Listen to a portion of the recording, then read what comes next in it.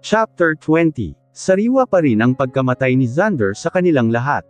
Hindi alam ni Helena kung paanong magpapatuloy gayong labis-labis ang pag-iyak rin ng anak niya nang malaman nito ang totoo. Na kailanman ay hindi nababalik si Xander. Kinilala niya na rin itong daddy kahit sa sandaling oras lang. Imbes na ilang araw na sana nang magiging kasal ni na Helen ay napaatras ang tentative date nito dahil sa pagkawala ni Xander. Patatapusin na lang nila ang burol bilang respeto na rin sa lahat dahil halos lahat sila ay nagluluksa pa rin. Bad trip naman, bakit ba kasi kailangan pa tayong madamay dyan sa pagkamatay ni Xander? Anong kinalaman ang burol niya sa kasal ko? Bakit ako ang kailangang mag-adjust? Mainit na naman ang ulo ni Helen. Pabalik-balik siya sa paglalakad at hindi mapakali nang makiusap ang mommy at daddy niya na i-move na lang muna ang kasal nila ni Timothy hanggang sa may libing si Xander. Kaya heto ngayon si Helen, kulang na lang ay bumuga ng apoy. Han, calm down can you? I think kailangan din naman nating respetuhin ang availability ng mga mahal natin sa buhay. Nagluluksa pa ang lahat, bakit hindi na lang muna tayo makisimpatsya sa kanila? Suhestyon naman ni Tim. Ewan niya ba, habang nakakasama niya ng matagal si Helen ay nakikilala niya ang tunay nito ng kulay. Pero iniisip na lang niya na siya pa rin yung first love niya na hindi niya kayang mawala noon pa man. Hindi ka man lang ba nanghihinayang sa mga araw? Kasal na dapat tayo bukas. My gosh, Tim, Leon ang pinaka-ideal date ko sa lahat. We planned that special day tapos imumove lang. Tila hindi nagustuhan ni Timothy ang tono ng pananalita ng nobya niya kaya imbes na tumahimik ay hindi niya napigil ang magsalita na. Bakit, Han? May hinahabol ba tayo? Bakit parang nagmamadali ka naman yata? Para namang lumalabas na wala ka kahit kaunting simpatsya kay Xander. I don't even know that man. Only my family knows him at for sure, ginagawa lang nila ito para damayan si Helena. That woman. Lagi na lang niyang sinisira ang mga plano ko. Lagi siyang nakaharang sa daraanan ko. Hindi ko na alam kung ano ang gagawin ko sa kanya. Sesabog na talaga ako. Bakit ba lagi mong sinisisi kay Helen ang lahat? At bakit hindi, Tim? Siguro, nagpaawa effect na siya sa iyo ano? Ganun ba yun? Naaawa ka na ba sa kanya? Mahal mo na ba siya ulit? Sumagot ka. Sagutin mo ako. Walang tigil na pinaghahampas nito ang dibdib ni Timothy. Stop doing this, Helen. Ano bang sinasabi mo? Bakit? Nagmahalan ba talaga kami ni Helena? Tell me the truth. Nagitla si Helen at napatikip sa nanginginig niyang labi. Napaatras siya at halos mapaupo na lamang sa sahig. Tell me, Helen. Sabihin mo sa akin ang totoo. I have the right to know. Tim, please, magpahinga ka na, layong ulo mo sasakit na naman yan. Don't force yourself please. Magpahinga na tayo ha. Tara na, pagpapaamo nito. Natatakot siya. Nanginginig na baka ipagtabuyan siya ng binata kaya gagawin niya ng lahat para pakalmayan ito kung iyon na lang ang tanging paraan. Masyado siyang nagpadala sa galit niya. Hindi pwedeng mahuli siya ni Timothy dahil pag nagkataon, siguradong huhukayan nito sa isipan niya ang alaala nilang dalawa. At kapag nangyari yun, wala na. Wala na siyang habol pa. Tapos na ang mga pangarap niyang may kasal dito. No. Tell me everything that you know, Helen. Pagdida ni Timothy nang bahagya na siyang kumalma. Ano bang pinagsasabi mo? Wala kang kailangang malaman. Ako lang ang mahal mo. I am the only one, Timothy. Don't do this, you are hurting me. Pero bakit? Bakit hindi ko maramdaman ang matinding pagtibok ng puso ko kapag ikaw ang kaharap ko? Bakit tila hinihila ako kay Helena? Bakit unti-unting parang gusto kong makita siyang nakangiti at masaya? Hindi ko alam kung sadyang nag-iba ka na, o kung totoong ang minahal ko siya noong mga panahong inakala kong wala ka na. Kaya gustong malaman ang totoo, Helen. Minahal ko ba si Helena? Totoo bang may anak na kaming dalawa? Huling pagkakataon mo na ito para sabihin sa akin ang totoo dahil pagkatapos nito, at nalaman kong mali ang lahat ng mga sinabi mo sa akin, patawad dahil kahit umiyak ka pa, hinding-hindi na ako babalik sa'yo. Hindi ko sasabihin sa'yo ang lahat. Tim, akala ko ba ako ang mahal mo? Bakit ka nagdududa sa akin? Ako ang dapat na paniwalaan mo. Ako lang, Tim. Ako lang. I was there with you hanggang sa gumaling ka. Ganito ba ang ganti mo sa akin? ganito mo ibabalik ang lahat ng sakripisyo at pagmamahal ko sa'yo. Wala kang utang na loob, hindi ko kailanman pinilit sa'yo na gawin mo ang mga bagay na yan, Helen. Ikaw ang nagpumilit na gumawa niya. You even push everyone away para lang masolo mo ang pag-aalaga mo sa akin. Siguro nga tama sila. You are just manipulating me. Dahil alam mo kung bakit. Hindi mo masabi-sabi sa akin ang totoo. Napahila mo si Helen sa mukha niya. How can she get away with this? Kapag hindi niya sinagot si Tim ng tapat at totoo, hindi niya alam kung mapapatawad pa siya nito sa hinaharap kapag nagkataon. Kapag sinabi niya naman ngayon mismo ang dapat nitong marinig, maaring iwanan na siya nito at iwan sa ere bago pa man sila makasal. Ano? Sigaw muli ng binata. Merong napapikit si Helen. Labag man sa kalooban niya pero tila sasabog na talaga siya. Fine. Oo na. Nagmamahalan kayo ni Helena bago pa man ako bumalik. Nang bumalik ako, bumalik ka uli sa akin at iniwan mo sila. Oo, anak mo ang batang kasama niya, si Tinsley. May anak kayo at gawa iyon ng pagtataksil niyo sa akin. Nang ma-realize mong mahal na mahal mo siya ay hinabol mo sila nung umalis sila kasama ni Xander. You lost your memory because of the accident. You lost your memories with her. Ano, mas aya ka na? Masaya bang mamangka sa dalawang ilog ha, Tim? Ito ang gusto mong marinig di ba? Ito na, mas maanghang pa sa katotohanan, Tim. Napahagulgol ito lalo, dahil sa sunod-sunod at sobrang daming impormasyon na sumabog sa harapan ni Timothy ay unti-unting nagsisib-alikan ng hapyo ang mga alaala niya kay Helena. Lahat-lahat pati na rin si Tinsley. Umiiyak siya humihikbi habang nasasaktan sa labis na sakit na dala ng kanyang ulo. Arg! G niya habang nakasandal sa pader ng kanilang mansiyon kung nasaan sila ngayon ni Helen. Napaupo ito sa labis na sakit. Ginusto mo yan, di ba? Ginusto mong malaman ang totoo. Tila habol-habol na ng binata ang kanyang hininga. Sa galit ni Helen ay napaiyak na lamang siya habang pinagmamasdang nasasaktan ang lalaking mahal niya. Hindi niya ito magawang lapitan, ayaw niya itong lapitan. Nang biglang, anong ginagawa mo sa kanya, Ate Helen?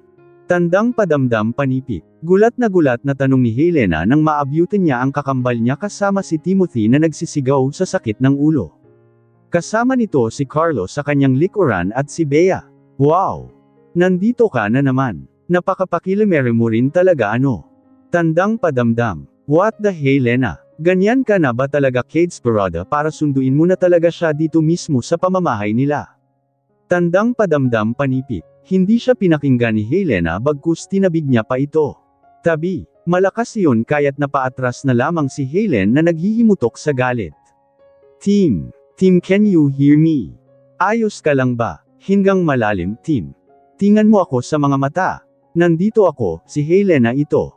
Kalmado niya itong kinawa para kahit paano ay mapaamo niya ang binata. Nanginginig si Timothy sa sakit na nararamdaman niya pero bahagya iyong napalitan ng kaginhawaan nang marinig niya ang boses ni Helena. Ang boses ng babaeng paulit-ulit na naririnig niya sa isipan niya. It was Helena's voice at ngayon niya lang ito tuluyang nakumpirma ng halos pabulong na itong magsalita sa kanyang tenga. Helena, he uttered. Mangiyak-ngiyak na napayakap ito sa dalaga. Helena, huwag mo akong iwan. Pagmamakaawa nito. Wow! What a reunion! Pumapalakpak at sarkastikong wika ni Helen. Ate Helen, ano ba? Kita mo nang hindi pa gumagaling iyong tao, oh. Pabayda ka talaga kahit saan ano. Inagaw mo na ang lahat. Sina mommy at daddy, tapos ngayon, pati si Timothy. Tandang padamdam panipik. Napatayo si Helena. Lahat na lang ba isipin mong inagaw ko sa'yo? Tandang padamdam. Grow up, Ate Helen. Ako pa ang kailangang mag-grow up ngayon. Tandang padamdam. Inagaw mo na sa akin si Timothy. How do you think I can move on? Tandang padamdam. Isang spent my whole life loving one person alone. This is not about love alone, ate. Saan na ba napunta ang talino mo at ginagamit mo na lang sa masama? Tandang padamdam. Imbes na gamitin mo para unawain ang sitwasyon ay lalo mo lang pinalalala. Are you really concerned about Timothy? Sa tingin mo, sa pag-aaway nating tabubuti ang lagay niya. Ganun ba, ate? Mapait na napalunok ng laway niya si Helen sabay kuyom ng palad. Lumapit naman si Bea sa kaibigan niya.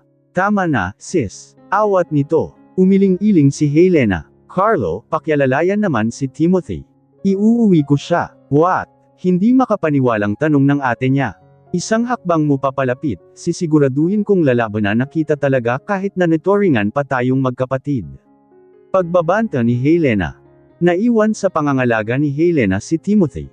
Buo ng gabi siyang nakaalalay at nagbabantay sa binata dahil natatakot siya sa kung ano pang mga posibleng mangyari.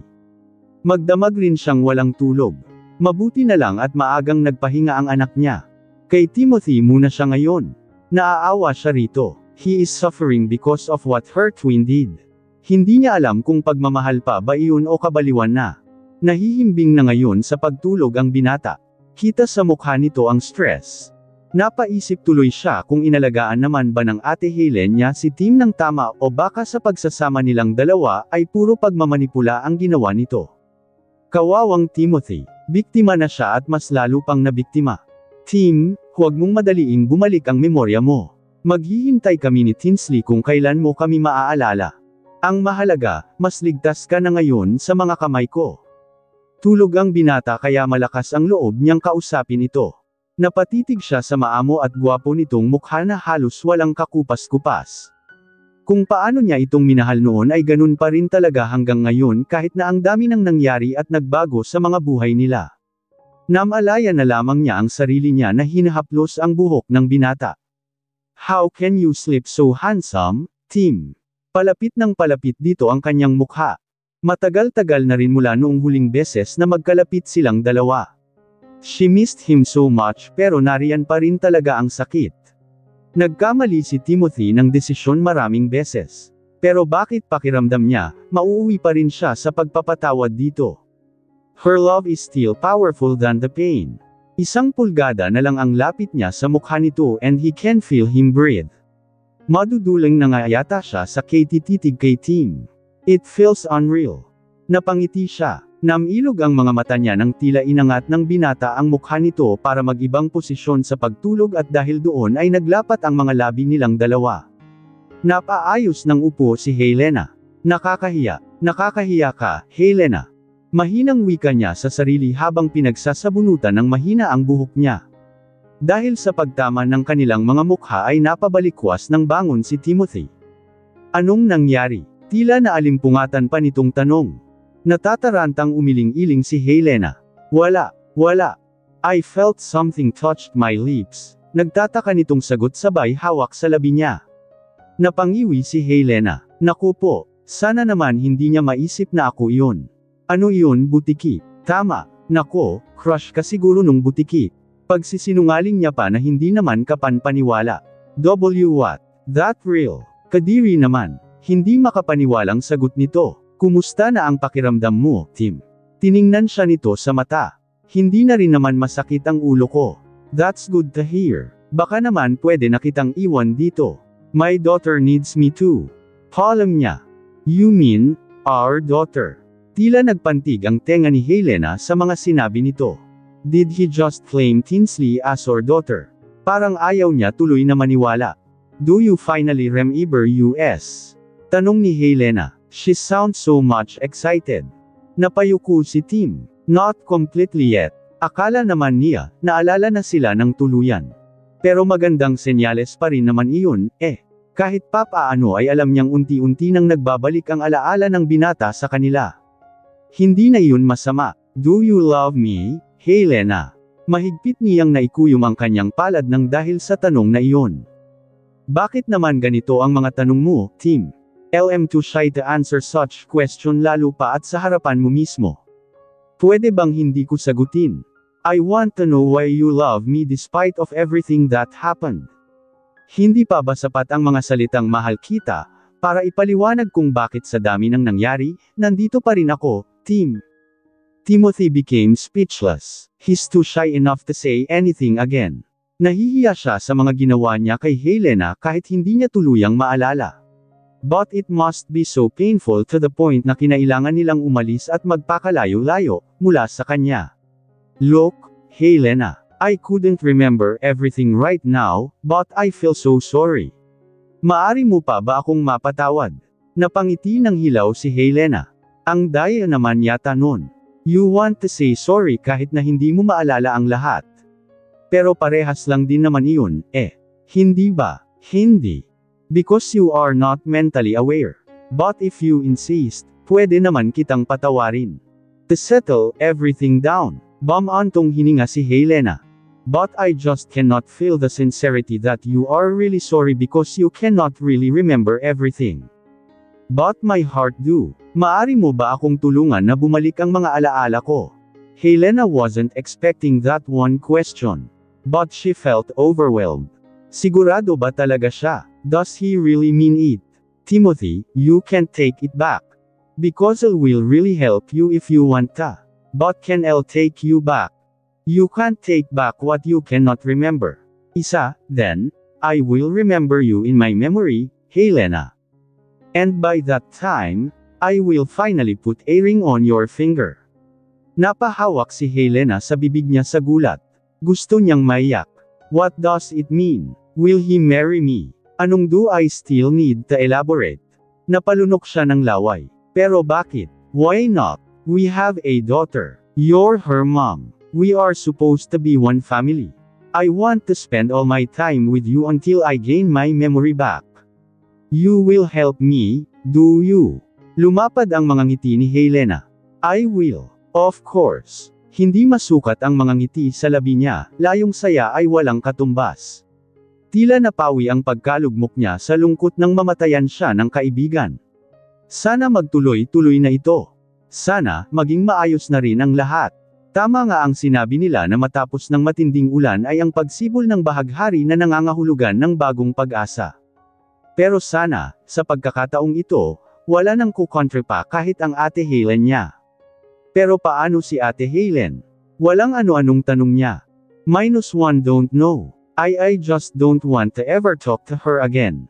Everything that comes out of her mouth are lies. Hindi na siya yung babaeng dati kong minahal. It's like I don't know her anymore. She seems to be a very different person. He paused for a second. Hindi ko na rin alam kung paano ko pang papaniwalaan ang mga sasabihin pa niya.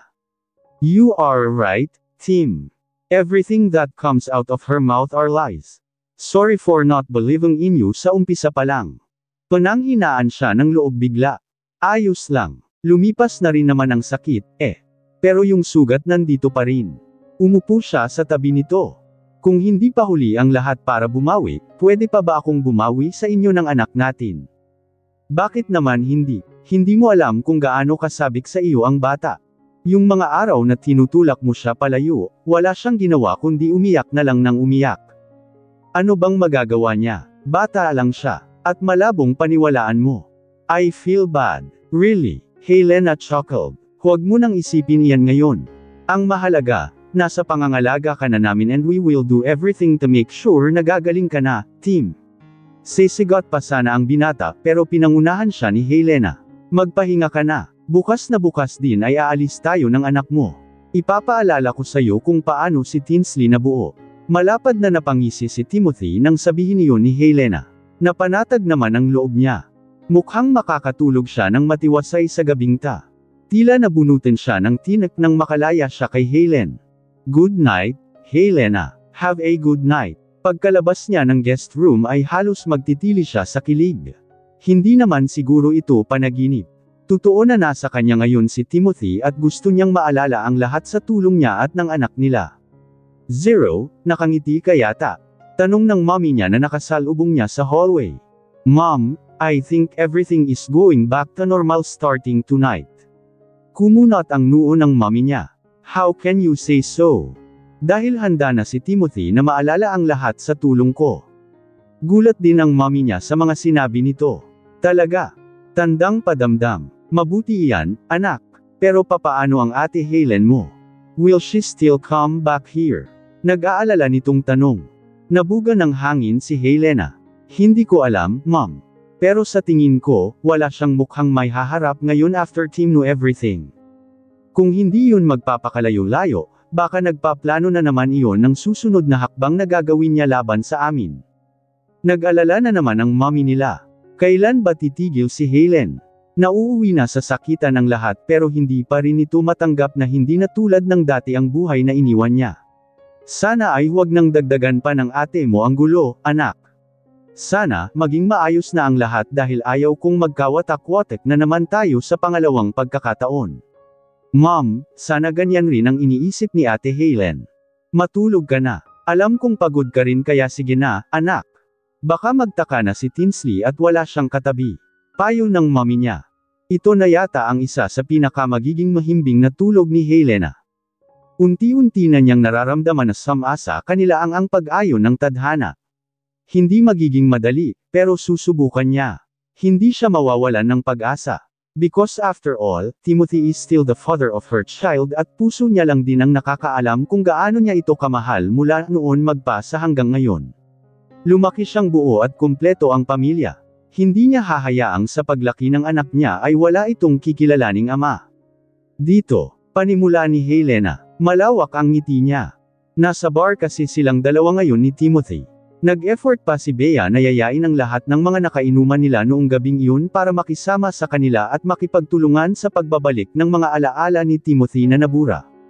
What happened here? Hindi siguradong tanong ni Tim sa kanya. Wala ka bang naaalala kahit konti? Umiling-iling ang binata. Malabo, ano bang nangyari dito? Ngumisi si Helena. Well, dito mo lang naman ako hinatak. Can you remember this guys? Tanong muli nito sabay turo sa mga kalalakihan na kasama nila sa table. Hi, dude. Hi, pre. Bati ng mga ito. Nag-aalangang kernaway si Timothy.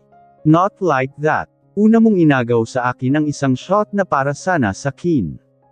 Tapos bigla mo akong hinatak at binuhat. Pagtatama ni Helena. Ginawa nila iyon muli, kahit na mukha silang mga ewan. Shot, shot, shot. Sigaw ng mga kalalakihan na kasama nila. Tapos, nagulat na lang kami nang hatakin mo siya at buhati na parang bago kayong kasal. Like this. Sagot ni Tim saka mabilis niyang hinatak si Helena at binuhat na parang bagong kasal. Napasigaw si Helena sa gulat. Hoy, ano ba? This is fun.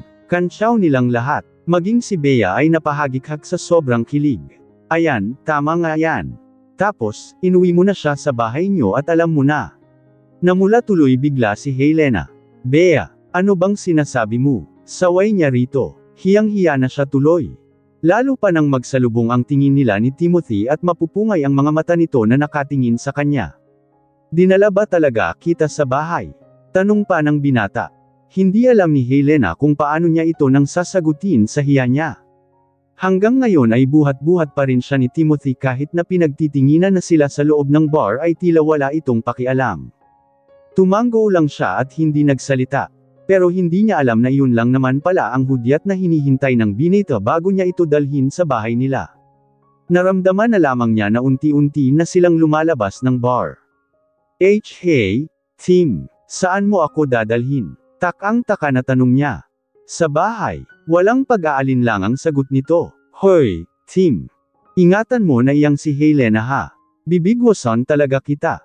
Narinig pa nilang sigaw ni Bea sa kapatuloy na nakipag-inuman sa mga kasama nito. Sa paglabas ni na Timothy ng bar ay nakasalubong nila si Carlo na magkasalubong ang kilay. Pero agad itong napaangat ng kilay niya nang makitang buhat-buhat ni Timothy si Helena. Anong meron? Nakangiwing tanong nito. Hindi siya sinagot ni Tim bagkus si Helena ang nagsalita. Anong sadya mo rito, Carlo? Ang kaibigan mong matigas ang ulo, diretsang sagot ng binata saka hindi na nagpaligoy-ligoy pang dumiretso sa loob ng bar para si Bea naman ang hatakin paalis. Marahang ibinagsak ni Timothy si Helena sa loob ng sasakyan. Ingat na ingat siya sa bawat galaw niya. Tila ayaw niya ito nang masaktan. Salungat sa naging trato ng binata sa kanya noon. Ngayon, nararamdaman na niya ang pagkalinga nito. Mas mabuti pa pala ang ganitong hindi niya ako maalala. He's nicer to me now. Wika niya sa isipan habang nakangiti mag-isa na animo ay nananaginip ng gising. Matapos kitang dalhin sa bahay ko, anong nangyari? Nagtatakang tanong ni Tim bago niya sinimulang paandarin ang kotse niya. Nahihiyang umiwas ng kanyang tingin si Helena. Paano niya ba sasabihin? We had S**X. UF** sak me. Nakakahiya. May N nangyaring A alam mo na. Hindi ko alam, Helena. Hindi ko maalala. Team naman, kaasar ka. Ngumisi ang binata. Bakit? Bakit ako naging nakakaasar? Ang sabi ko lang naman, hindi ko nga maalala. Akala ko ba tutulungan mo akong ipaalala sa kin? Means we need to do it again, right? Ano ba yun, ha? Tila kinapos ng hininga niya si Helena. What does this mean? Sesabog na yata ang puso niya sa tindi ng pagtibok nito. Let's skip this part. Can we? It's like you skipped a memory of me then. But, there's no skipping that will happen. Putol ni Tim sa sasabihin niya. Natahimik na lang tuloy siya sa isang sulok at inantay na makarating sila sa bahay nito. Nanginginig pa ang mga kamay niya nang makababa sila ng kotse. Everything flashes back in her memory. Nahihiya siya dahil naaalala niya ang lahat. Saan kita dinala matapos nito? Nagtatakang tanong ng binata. Napanguso siya. Sa kwarto. What did we do? Napahilot si Helena sa kanyang sentido. Nakahinto na sila ngayon sa tapat ng kwarto ni Tim at nangangatog na ang tuhod niya. Nag-usap lang. Pagsisinungaling niya. Nag-usap lang. Talaga, Tim, paano ko ba sasabihin sa'yo na may nangyari sa teen? Did we do it here, Helena? Kahit nahihiyaman at gusto na lamang magpalamon ni Helena sa lupa ay tumanggaw-tango siya. Alangan naman magsinungaling pa siya pagdating sa bagay na yun, di ba? Because of what happened, nabigyan siya ng isang tinsle. Mas lalo niyang kinaya dahil sa anak niya. Can I kiss you? Pagpapalim nito. Papakipot pa ba siya? My gosh, Helena. Pull yourself together. Si Timothy Silvestre na iyan. Ang daddy ng anak mo. Ang lalaking kaysa isa mong minahal sa buong buhay mo. Ngayon ka pa ba tatanggi sa halik niya kung saan matagal mo nang isinuko sa kanya ang bataan? Wika ng kanyang inner self, hindi lang yata siya tutubuan ng nervyos dito. Mababaliw rin siya, nakakabaliw para sa kanya ang ginagawa ni Timothy. Tila ba dinadahan-dahan siya nito? Bakit ka nagpapalim? What if I say no? Nag-aalangan nitong sagot. Pat-aris siya ng paatros at gayon naman ang paghakbang ni Timothy papalapit sa kanya. Until she cannot step back anymore dahil dingding na ang naatrasan niya. She's doomed now. If you say no, limb still do it, Helena. He pinned her on the wall and started kissing her. Napakagaan sa pakiramdam ng halik na iyon. It's just too pure and sweet. Ramdam niya na ingat si Timothy sa bawat galaw ng mga labi nito. She did not respond at first pero nang tuluyan na siyang lumunin ng nag-aalab na halik na iyon, hindi na siya nag-atubili pa na labanan. Ang mga labi ni Timothy. Marahan at matamis lang ang halik na iyon noong umpisa. Pero habang lumalalim iyon ay mas lalo itong nagiging mainit. Timothy inserted his tongue inside Helena's mouth to explore it inside. Pakiramdam ni Helena ay lalo siyang nag-iinit sa mga halik ni Timothy. Tila nag-eespadahan ang kanilang mga dila. Nababaliw siya sa sarap niyon. Napasabunot na lamang siya sa buhok ni Timothy as the kiss goes deeper and wilder. She can't get enough of the kiss. Naadik na yata siya at ayaw na niyang maghiwalay pa ang mga dila nila. A moan escaped from her mouth when Timothy lost his control. Naramdaman kasi ni Helena na damapo na ang palad nito sa kanyang dibdib. Although she still have her blouse on. You're so hot, Helena. Puri nito while unbuttoning her blouse. Nawawala na siya sa sarili niya. Tuluyan na siyang nadala. Nang tumambad sa kanyang harapan ang malulusog na dibdib ng dalaga ay hindi na siya nag-atubili pa. Sinibasib niya ito na parang gutom na sanggol. Pinaglaruan niya pa ang tuktok nito na tila mamula-mula pa. Napapaigtad na lamang si Helena sa ginagawa nito. She can't help herself to moan in pleasure. Ang tindi ng sensasyon na nararamdaman niya ay walang katulad. Ngayon niya lang ulit ito naranasan sa haba ng panahon. Sabik na sabik pa rin siya pero sa isang tao lang. Kailanman ay hindi siya nagka-interes na magkagusto sa iba. Sa huling pag-ulos ng binata ay doon na tuluyang sumirit ang katas nito sa loob ng sinapupunan ni Helena. Naramdaman na lamang niya ang init noon for the second time around after 6 long years at sa iisang lalaki lang. I finally gave in to you, again Tim. After 6 years. Ikaw pa rin. Sa'yo pa rin tong puso ko. Humahanggos na wika ni Helena. Pagod na ibinagsak ni Timothy ang katawan niya sa kama kung saan silang dalawa nakahiga. Hingal na hingal ito at sadyang napagod sa ginawa nilang dalawa. Tagaktak pa ang pawis nito sa noo at katawan maging sa dibdib niya. Hindi ka ba nagsisi? Tanong ng binata sa kanya habang nakatingin sa puting kisame ng kwarto niya at hinahabol ang kanyang hininga. Nagsisi na ano? Kunot noong tanong ng dalaga. Humila ito ng puting kumot para ipangbalot sa kanyang katawan. Nakaramdam na din siya ng lamig sa wakas dahil sa air conditioner. Kanina kasi ay sobrang init ng pag-iisa ng katawan nila ni Timothy kaya kahit na nakatodo ang aircon ay pawis na pawis silang dalawa. Na ako ang minahal mo. Napatigil si Helena at napapikit. Inalala niya kung paano niya minahal ng lihim ang binata. Simula pa noon, kahit na ang ate Helen niya ang kasintahan nito. Inaamin niya, hindi naging madali. Never naging madali sa kanya ang mahalin ang isang tao na alam niyang pagmamay-ari ng iba. It's not her intention to destroy everything. Nagmahal lang naman siya. Aaminin ko, Tim, napakahirap mong mahalin. Pagtatapat niya. Natahimik si Timothy hanggang sa nagsalita pa muli si Helena. Hindi ko alam kung bakit bumabalik-balik sa iyo ang puso ko kahit na alam ko naman na una pa lang, hindi naman talaga ako ang gusto mo kundi ang ate. Hindi ko alam kung naaalala mo pa, pero hindi ko makakalimutan ang sinabi mo sa akin noon na kailanman ay hindi mo ako mamahalin. Na kailanman, kahit magkamukha kami ng ate Helen, hindi ako magiging tulad niya. Leon na yata ang pinakamasakit, Tim. Pero unti-unti kong natanggap ang lahat. And at the end of the day, alam ko sa sarili kong ikaw pa rin talaga. Napabuntong hininga si Timothy. It makes him sad listening to Helena's story. Hindi niya naman ginustong maging masama sa kanya noon. He was a victim of the situation. Hindi niya lang talaga matanggap na patay na si Helen gaya ng pag-aakala nila. But it turned out na buhay pala. Bago bumalik ang ate, mula sa inakala nating pagkakamatay niya, we were happy, Tim. You made every moment with Tinsley memorable. Masaya ang anak ko dahil nakilala na niya ang daddy niya.